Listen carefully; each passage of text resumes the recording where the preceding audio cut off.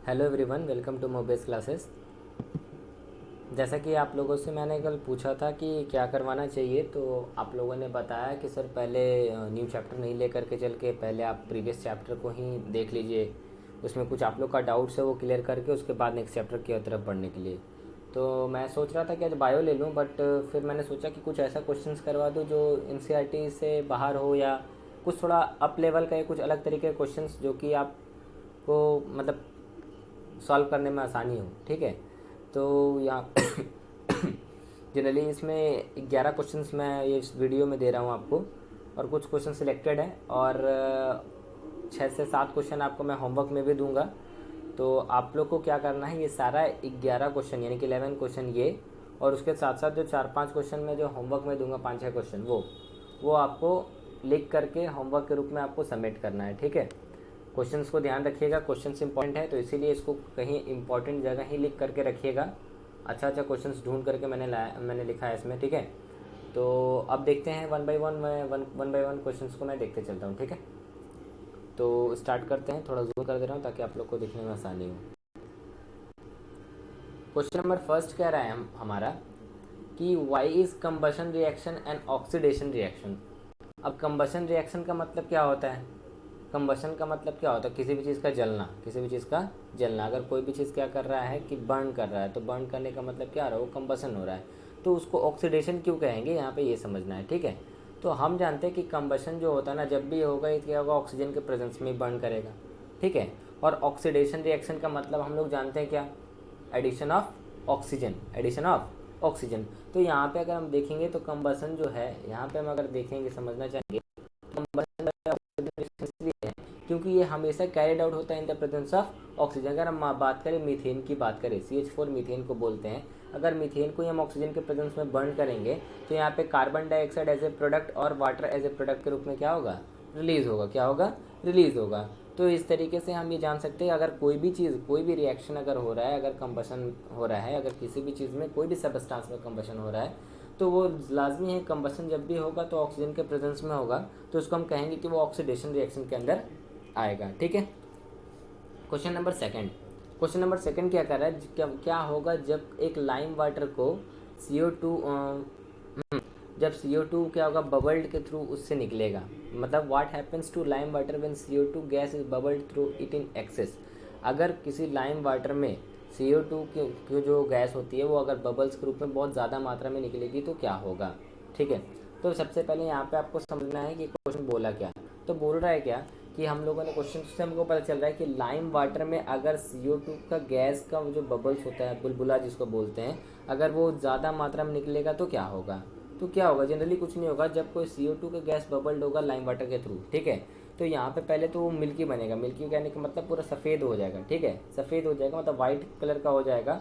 और उसके बाद क्या होगा, उसका मिल्कीनेस धीरे धीरे क्या होगा, डिसअपेयर होते चला जाएगा। जैसे कि अगर हम एक चीज़ आपको समझाना चाहें कि अगर हम किसी चीज़ में अगर कोई चीज़ को घोलते हैं, देखते हैं, तो यार डस्ट पार्टिकल तो दिखेगा। अगर वो डस्ट पार्टिकल क्या होता है, धीरे धीरे क्या होता है, सेटल कर जाता है नीचे की तरफ। तो जब यहाँ पे जब क्या होगा कि लाइम वाटर में जब CO2 बहुत ज़्यादा इमर्ज करेगा, यानी बहुत मात्रा में ज़्यादा निकलेगा, तो बहुत मिल्की हो जाता है। मिल्की कहने का मतलब बहुत सफ़ेद हो जाएगा। और धीरे धीरे जैसे ही उसका टाइम लूज़ करते जाएगा, धीरे धीरे उसका मिल्कीनेस जो होगा, वाइट कलर का जो होता है उसके ऊपर, वो क्या होगा, आपका डिसअपियर हो जाएगा। ठीक है, क्वेश्चन नंबर थर्ड बहुत ज़्यादा इंपॉर्टेंट है। कि थर्ड क्वेश्चन क्या रह गया कि what why are food particles preferably packed in aluminium foil. देखिए, अगर आप ऑनलाइन फूड मंगाते हैं स्विगी से या किसी से भी, तो वो जो कुछ पार्टिकल्स फूड का जो कुछ मटेरियल्स जो होता है उसको पैक करके देता है एल्युमिनियम फॉइल के अंदर। ठीक है, अब क्यों? क्योंकि हम आपको जब चैप्टर पढ़ाते तभी बताए थे कि एल्युमिनियम फॉइल जो होते हैं ना, वो कोरोड नहीं करते, मतलब उनमें कोरोजन नहीं होता। एटमॉस्फेयर के संपर्क में आने से फूड को रैंसिड भी नहीं होता उनमें। ठीक है, तो यहाँ पे वही चीज़ लिखा हुआ है। देखिएगा आंसर क्या है कि aluminium foil do not corrode in atmosphere even kept for a long time because a protective coating of aluminum oxide is formed on the surface of the foil and stops any further reaction of the metal with the air and thus food particles do not get spoiled। देखिए, aluminium, aluminium को पता है आपको, इसको amphoteric oxides भी कहते हैं। ठीक है, एम्फोटेरिक ऑक्साइड्स भी कहते हैं, मतलब ये बेस के साथ भी रिएक्ट करते हैं और एसिड के, मतलब इसमें बेस का और एसिड का दोनों का प्रॉपर्टी होता है एल्युमिनियम में। तो यहाँ पे आपको सिंपली समझना क्या है कि एल्युमिनियम के जो फॉइल होते हैं ना वो कोरोड नहीं करते, मतलब कि उनमें किसी भी तरह का रिएक्शन नहीं होता। अगर जैसे कोई भी अगर हम फूड के मटेरियल्स को अगर एल्युमिनियम के फॉइल से हम कोट करेंगे, मतलब कवर करेंगे, तो उनके ऊपर एक कोटिंग किया हुआ होता है किस चीज़ का, एल्युमिनियम ऑक्साइड का, जो कि क्या करता है कि ये फर्दर रिएक्शंस को क्या करता है, होने से क्या करता है, रोकता है। क्या करता है, रोकता है। और जिसके वजह से क्या करता है, फूड को प्रोटेक्ट करके रखता है, उसको स्पॉइल्ड होने से, खराब होने से क्या करता है, वो बचाता है। क्या करता है, बचाता है। ठीक है, उसके बाद नेक्स्ट क्या है वो देखेंगे। A student burnt a metal A found in the form of ribbon. देखिए, एक स्टूडेंट ने क्या किया, एक रिबन को बर्न किया। ठीक है, एक रिबन को बर्न किया जिसको, और वो रिबन का वो मेटल ए था। क्या था वो, मतलब आप कह सकते हो वो मेटल ए को बर्न किया जो कि रिबन के रूप में था। अब उसको हमको पता नहीं है वो चीज़ है क्या, वो हमें आइडेंटिफाई करना है। एग्जाम में जो आपको क्वेश्चन मिलेगा इसी तरीके से मिलेगा, ये मेटल एक्स करके दे देगा, मेटल वाई करके दे देगा, मेटल ए करके दे देगा, मेटल बी करके दे देगा। तो आपको समझना है कि वो चीज़ क्या बोला। तो अगर आप लोग रिएक्शंस पढ़े हैं कि किस तरह के रिएक्शंस में क्या होता है, तो आपका आंसर जनरली निकल के आ जाएगा। ठीक है, तो रिबन की बात करें तो आपको हल्का हल्का आइडिया आ रहा होगा कि हम किस चीज़ के बारे में बात कर रहे हैं। ठीक है देखो, तो ribbon burned with A dazzling light flame and white powder B is found which is basic in nature. Identify A and B, write the balanced chemical equation. अगर हम ध्यान से समझे तो आपको पता है कि मैग्नीशियम एक ऐसा मेटल है, जब इसको बर्न किया जाता है ऑक्सीजन के प्रेजेंस में तो क्या बनाता है आपका, मैग्नीशियम ऑक्साइड। क्या बनाता है ये, मैग्नीशियम ऑक्साइड। ठीक है, ये मैग्नीशियम ऑक्साइड बनाता है। और आपको ये भी पता होगा कि मैग्नीशियम ऑक्साइड जो होता है ये बेसिक ऑक्साइड है।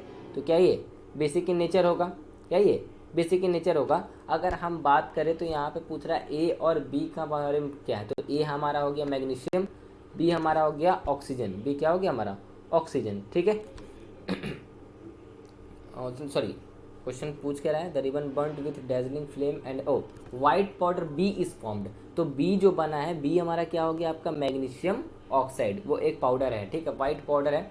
जब मैग्नीशियम ऑक्सीजन के प्रेजेंस में बर्न करता है तो व्हाइट डेजलिंग लाइट क्या करता है, प्रोड्यूस करता है। ठीक है, क्वेश्चन यहाँ पढ़ नहीं पाए। बी जो पाउडर, जो बी जो फॉर्म्ड हो रहा है उसको हम लोग क्या बोलते हैं, मैग्नीशियम ऑक्साइड। क्या बोलते हैं, मैग्नीशियम ऑक्साइड। जब भी मैग्नीशियम को बर्न करता है तो बर्न करने से पहले उसको सरफेस को क्लीन किया जाता है। ठीक है, क्लीन किया जाता है, उसके बाद उसको बर्न कराया जाए, ऑक्सीजन के प्रेजेंस में रिएक्ट करवाया जाता है। तो इस तरह के रिएक्शंस को हम एक नाम से जानते हैं, इसको हम लोग बोलते हैं कॉम्बिनेशन रिएक्शन। क्या बोलते हैं इसको, कॉम्बिनेशन रिएक्शन। ठीक है, कॉम्बिनेशन रिएक्शन में क्या होता है कि ये कंबाइन करता है और एक अलग तरीके का प्रोडक्ट क्या करता है, फॉर्म करता है। ठीक है, तो एक्स है यहाँ पे हमारा कौन सा, या आप बोल सकते हो ये जो मेटल कौन सा है हमारा, Mg। ठीक है, और वाई जो बना हमारा क्या, MgO। तो आप यहाँ पे एक्स ना करके यहाँ पे ए लिख दोगे और यहाँ पे क्या लिख दोगे, बी। क्या लिख दोगे, बी लिख दोगे। ठीक है, क्योंकि आपका क्वेश्चन में ए बी करके दिया हुआ है। अब यहाँ पे ये जो प्रोडक्ट बना हमारा, क्या बना हमारा, MgO। क्या बना, MgO। कहने का मतलब मैग्नीशियम ऑक्साइड वहाँ पे एक प्रोडक्ट बना। तो उसके बाद हम आपका, अगर हम नेक्स्ट पॉइंट की बात समझे, ठीक है, नेक्स्ट पॉइंट की बात समझे, क्वेश्चन समझेंगे तो ये क्वेश्चन भी अच्छा है। ये क्वेश्चन में क्या बोल रहा है कि एक सॉल्यूशन है। ठीक है, एक सॉल्यूशन है जिसका of substance x is use for white washing. White washing कहने का मतलब क्या, वाइट वाशिंग के रूप में एक सॉल्यूशन को इस्तेमाल किया गया या एक सबस्टांस को इस्तेमाल किया गया है। अब हमें बताना है क्या कि वो सबस्टांस का एक्स का नाम बताइए और उसका फॉर्मूला भी हमको लिखना है। और उसके साथ साथ क्वेश्चन नंबर 2 क्या कर रहा है, अगर उस सबस्टांस एक्स को अगर हम वाटर के साथ रिएक्ट कराएंगे तो क्या बनेगा, ये भी हमें बताना है। तो आप आपको पता होगा कि वाइट वॉशिंग के लिए हम लोग जो चूना पत्थर का इस्तेमाल करते हैं जिसको हम लोग कैल्शियम ऑक्साइड बोलते हैं। ठीक है, और जब ये क्या करता है, ये वाटर के साथ रिएक्ट करता है। ठीक है, तो आपको पता होगा क्या बनाता है, कैल्शियम हाइड्रोक्साइड। कैल्शियम हाइड्रोक्साइड जिसको हम बताए थे घर में जो कहीं कहीं पे चूना से पेंट होता है पहले, तो उसके लिए भी यूज़ किया जाता है। ठीक है, तो ये कैल्शियम हाइड्रोक्साइड जब ये पानी में के साथ रिएक्ट कर, ये विग्रसली रिएक्ट करते हैं और देखिएगा वो बीकर या कंटेनर को काफ़ी ज़्यादा हॉट बना देते हैं, काफ़ी ज़्यादा हॉट बना देते हैं। ठीक है, समझ में आ रही है मेरी बात। तो यहाँ पे देखिए, the substance whose solution is water is used for white washing is calcium oxide. इसको हम लोग CaO बोलते हैं, CaO। इसका फॉर्मूला CaO यहाँ पे मेंशन है। अब जब ये वाटर के साथ रिएक्ट करेगा तो ये क्या बनाएगा आपका, ये भी यहाँ पे दिया हुआ है। ठीक है, समझ में आ रहा है आपका। ठीक है, आगे चल। प्रेसिपिटेशन रिएक्शन देखिएगा, प्रेसिपिटेशन रिएक्शन मैंने आपको उसमें न्यूट्रलाइजेशन रिएक्शन के बारे में पता नहीं जिक्र किया था कि नहीं किया था वीडियो में, तो उसका भी मैं क्वेश्चन इसमें मैंने डाल दिया ताकि आपको इससे भी आपको समझ में आ जाए। ठीक है, तो देखेंगे हम लोग आगे। तो what do mean by precipitation reaction, और एक इसका एग्जांपल के जरिए हमको समझाना है। देखिएगा, वैसा केमिकल रिएक्शन, ठीक है, वैसा केमिकल रिएक्शन जिसमें क्या होगा कि एक इनसोल्यूबल सब्सटेंस का फॉर्मेशन होगा। इनसोल्यूबल सब्सटेंस उसी को कहते हैं जो कि क्या करते हैं, जो फॉर्म्ड हुआ उसको हम लोग बोलते हैं प्रेसिपिटेट को बोलते हैं। क्या बोलते हैं? प्रेसिपिटेट को बोलते हैं। मतलब उसमें क्या होता है कि अगर हम कोई रिएक्शन करवा रहे हैं और रिएक्शन करवाने के बाद मेरे पास एक ऐसा सब्सटेंस प्रोड्यूस्ड हुआ जो कि इनसोल्यूबल हो, क्या हो, इनसोल्यूबल, मतलब कि घुलनशील नहीं हो, तो उसको हम लोग क्या बोलेंगे, प्रेसिपिटेट। और इस तरह के रिएक्शन को हम लोग क्या बोलते हैं, प्रेसिपिटेशन रिएक्शन। जैसे सिल्वर नाइट्रेट, ये क्या किया, सोडियम क्लोराइड के साथ रिएक्ट किया, ठीक है। तो यहाँ पे आपका AgCl एक तो आपका सिल्वर क्लोराइड बनाया, सिल्वर क्लोराइड, और एक आपका बनाया क्या, सोडियम नाइट्रेट। क्या बनाया आपका, सोडियम नाइट्रेट। ये सिल्वर क्लोराइड आपका क्या है, ये आपका प्रेसिपिटेट है। क्या है आपका, प्रेसिपिटेट, ठीक है। अब आ जाओ next. A shiny brown coloured element x on heating in air, ये भी क्वेश्चन मैंने बताया है। अगर मैं चैप्टर पढ़ा रहा था तो ये आपको मैंने बताया था शायद ऑक्सीडेशन और रिडक्शन के टाइम, ठीक है, कि एक शाइनी ब्राउन कलर्ड एलिमेंट जो है एक्स, अगर उसको रिएक्ट किया जा रहा है एयर के साथ तो उसका कलर क्या हो जा रहा है, ब्लैक। तो name the element x and the black colour compound is found. मैंने बताया था कि एक ऐसा कंपाउंड होता है जो कि ब्लैक इन कलर होता है, ठीक है। और आपको याद आ रहा होगा वो क्या होता है, कॉपर ऑक्साइड। कॉपर ऑक्साइड के बारे में मैंने बताया था। तो जो ब्राउन कलर्ड सब्सटेंस होता है वो होता है कॉपर, लेकिन जैसे ही क्या करता है, जब उसको हीट करते हैं या ऑक्सीजन के प्रेजेंस में उसको रिएक्ट करवाते हैं तो कॉपर ऑक्साइड एक सब्सटेंस बनाता है जिसको आपका क्या होता है, वो ब्लैक इन कलर होता है। तो ये भी क्वेश्चन अगर हम बात करें तो CBSE 2012 में पूछा गया है ये क्वेश्चन, ठीक है। CBSE 2012 में इस चैप्टर से ये क्वेश्चन पूछा गया है। और इस तरह का क्वेश्चन जनरली मैं बार बार ये डिस्कस कर रहा हूँ किस तरीके का क्वेश्चन पूछा जाएगा। एलिमेंट ए, एलिमेंट बी, मतलब आपको डायरेक्टली नाम नहीं दिया रहेगा, ठीक है, कि आपका वो क्लोरीन है या आपका सोडियम है या आपका कॉपर है, वो आपको ए बी के जरिए डिनोट करेगा। अगर आपको रिएक्शन याद है किसमें किस तरह का चीज़ फॉर्म्ड होता है, किसमें प्रेसिपिटेट में येलो प्रेसिपिटेट फॉर्म्ड होता है, तो ये आपको याद रखना है क्योंकि वहाँ पे क्वेश्चन आपको इसी तरीके से पूछेगा, ठीक है। अब next question, oil and fat containing food items are flushed with nitrogen by. ये भी मैंने बताया था रेंसिडिटी में, मैंने बताया था कि जो ऑयल ऑफ फूड, जैसे चिप्स की बात करें तो वो जो पैक्ड होता है ना नाइट्रोजन गैस के जरिए पैक्ड होता है। क्यों? क्योंकि आपको पता है, देखिएगा, जब चिप्स का पैकेट लेता है ना तो उसमें हवा भरा होता है काफ़ी ज़्यादा और वो एकदम फूला फूला जैसा दिखता है। तो उसका मतलब क्या, मैंने बताया था कि नाइट्रोजन जनरली जो होते हैं वो अनरिएक्टिव होते हैं। क्या होते हैं? अनरिएक्टिव। तो आप देखोगे यहाँ आप ये भी देखोगे यहाँ पे आंसर में कि oil and fat containing items get rancid due to oxidation. क्योंकि ऑयल फैट जो होते हैं ना वो बहुत जल्दी से रैंसिड हो जाते हैं, मतलब ख़राब हो जाते हैं क्योंकि ऑक्सीडेशन की वजह से। तो ये एटमॉस्फेरिक ऑक्सीजन के संपर्क में ना आए तो इसके लिए रैंसिडिटी को प्रोटेक्ट करने के लिए, प्रिवेंट करने के लिए जो फूड को नाइट्रोजन के साथ क्या किया जाता है, वो फूड आइटम्स जो होते हैं उसको नाइट्रोजन के साथ भरा जाता है। क्योंकि नाइट्रोजन जानते हैं ये क्या करता है, ये रिएक्ट नहीं करता किसके साथ, ऑयल और फैट कंटेनिंग आइटम्स के साथ, ठीक है। तो ये भी क्वेश्चन आपका इंपॉर्टेंट है, ये भी हम CBSE 2014 का में पूछा गया था, ये 2014 में पूछा गया था ये क्वेश्चन, ठीक है। उसके बाद next, what is neutralization reaction. देखिए न्यूट्रलाइजेशन रिएक्शन, न्यूट्रल अगर हम बाइक, अगर आप लोग जानते होंगे बाइक चलाने के लिए, तो न्यूट्रल एक फेज होता है ना, गाड़ी उसमें आगे बढ़ता है ना कुछ होता है, ठीक है। न्यूट्रल कहने का मतलब क्या कि वो एकदम कांस्टेंट होगा। अब हम यहाँ पे समझना चाहें तो जब कोई एसिड बेस के साथ रिएक्ट करता है या जब कोई रिएक्शन एसिड और बेस के बीच में होता है तो वहाँ पे एक सबस्टांस का फॉर्मेशन होता है जिसको हम लोग बोलते हैं साल्ट और वाटर। कहने का मतलब अगर हम ऐसे समझाएं, when an acid react with base, ठीक है, then it form salt and water, ठीक है। अगर हम यहाँ पे एसिड की बात करें तो मान लो यहाँ पे अगर हम ले लिए हाइड्रोक्लोरिक एसिड, ठीक है, और बेस में ले लिए सोडियम हाइड्रोक्साइड, तो रिएक्शन जब करवाएंगे तो ये Na और ये Cl यहाँ पे क्या बनाएगा आपका साल्ट, NaCl क्या हो गया साल्ट, और यहाँ पे एक प्रोडक्ट बनाएगा क्या आपका H2O, क्या बनाएगा आपका H2O, जिसमें ये आपका हो गया आपका एसिड, ये हो गया आपका बेस, ये हो गया आपका साल्ट, ये हो गया आपका वाटर। तो इसको हम लोग क्या बोलते हैं, सोडियम क्लोराइड। क्या बोलते हैं इसको, सोडियम क्लोराइड। इसी को हम लोग कॉमन साल्ट भी कहते हैं। क्या कहते हैं, कॉमन साल्ट। तो जब कोई एसिड क्या करेगा, बेस करेगा तो क्या बनाएगा, साल्ट और वाटर। तो इस तरह के रिएक्शन को हम लोग क्या बोलते हैं, न्यूट्रलाइजेशन रिएक्शन, क्या बोलेंगे, न्यूट्रलाइजेशन रिएक्शन। ठीक है, तो यहाँ पे देखिए ये पोटेशियम हाइड्रोक्साइड जो है ये एक तरह का आपका बेस है। क्या है, आपका बेस है, जिसको एक्वस, एक्वस कहने का मतलब आपको बताया था, एक अगर कोई सबस्टांस सॉलिड है तो उसमें एस लिखेंगे, कोई भी सबस्टांस लिक्विड है उसमें एल लिखेंगे। अगर कोई सबस्टांस एक्वस, एक्वस कहने का मतलब ना ही वो सॉलिड होगा ना ही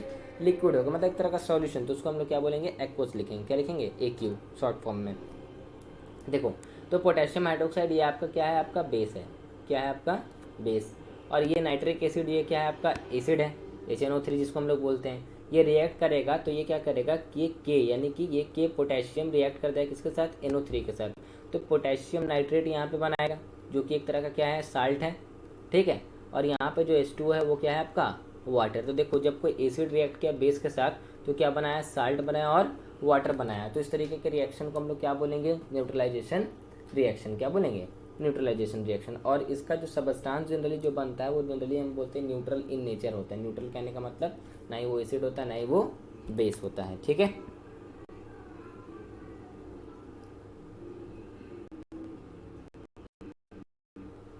ठीक है, अब नेक्स्ट क्वेश्चन पे आते हैं।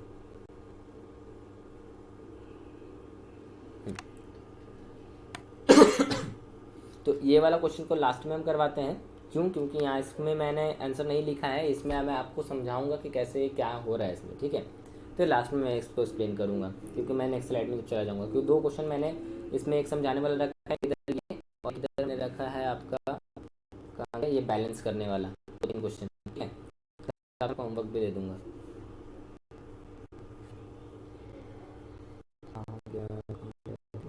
हाँ, ये भी क्वेश्चन पूछा गया है बहुत बार कि why respiration is considered as exothermic reaction.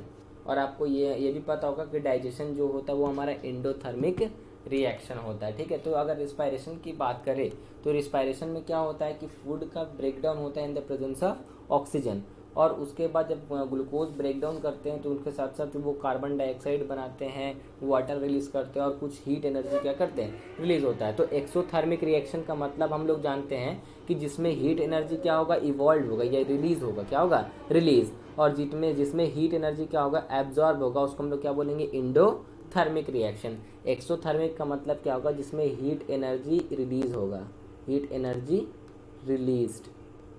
ठीक है, रिलीज होगा।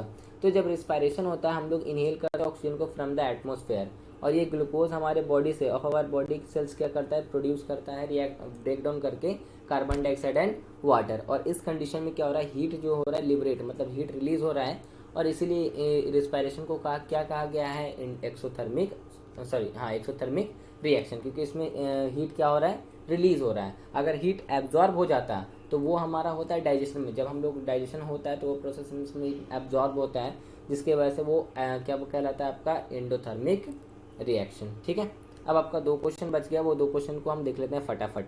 तो पहले हम बैलेंसिंग वाले पे आते हैं, बैलेंसिंग वाले पे हम देखते हैं। ठीक है, तो ये इसके लिए मैं नेक्स्ट स्लाइड ले लेता हूँ, लेकिन आपको पहले क्वेश्चन में समझा देता हूँ क्वेश्चन क्या बोल रहा है। ठीक है, कलर चेंज कर ले रहे हैं।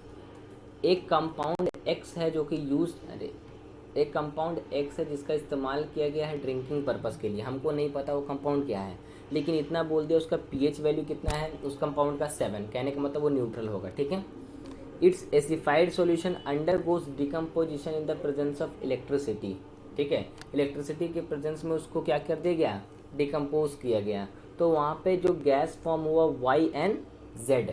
ठीक है, तो आपका वॉल्यूम ऑफ, क्या बोल रहा है, वॉल्यूम ऑफ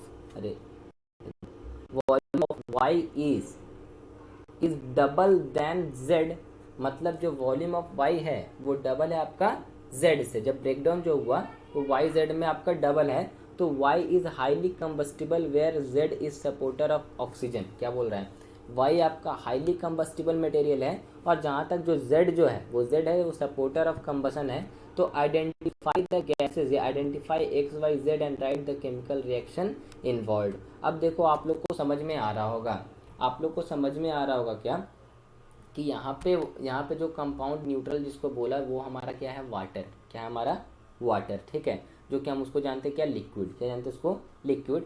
और जब इसका ब्रेकडाउन हो रहा है, मतलब डिकम्पोजिशन हो रहा है, तो डिकम्पोजिशन इलेक्ट्रिसिटी पास होने से ये आपका कौन से फॉर्म में टूट रहा है, आपका H2 और O2।